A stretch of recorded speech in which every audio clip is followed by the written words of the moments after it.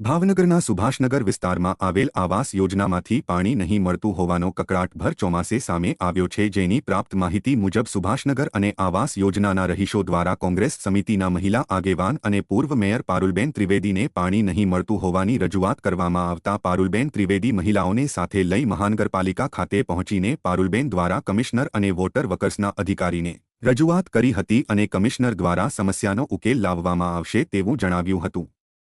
ખાસ કરીને અમારા સુભાષનગર વિસ્તાર એમાંય તે ખાસ કરીને આવાસ યોજનામાં પાણી ઓછું આવે છે, ખૂબ ઓછા પ્રેશરથી પાણી આવે છે। એટલે અગાઉ પણ અમે સાહેબને વાત કરેલી હતી, અહીંયા કિશોરભાઈને પણ વાત કરી છે, ભરતભાઈને વાત કરી, દરેક ડિપાર્ટમેન્ટને અમે વાત કરેલી છે, છતાં એકદમ ઓછા પ્રેશરથી પાણી આવે છે। એટલે એક તો પાણી માટે કહેવાય હતા, બીજું અમારે ત્યાંના અંદરના ઘણા બધા પ્રશ્નો છે કોર્પોરેશનને લગતા, એમના માટે પણ કમિશનર સાહેબને રજૂઆત કરવા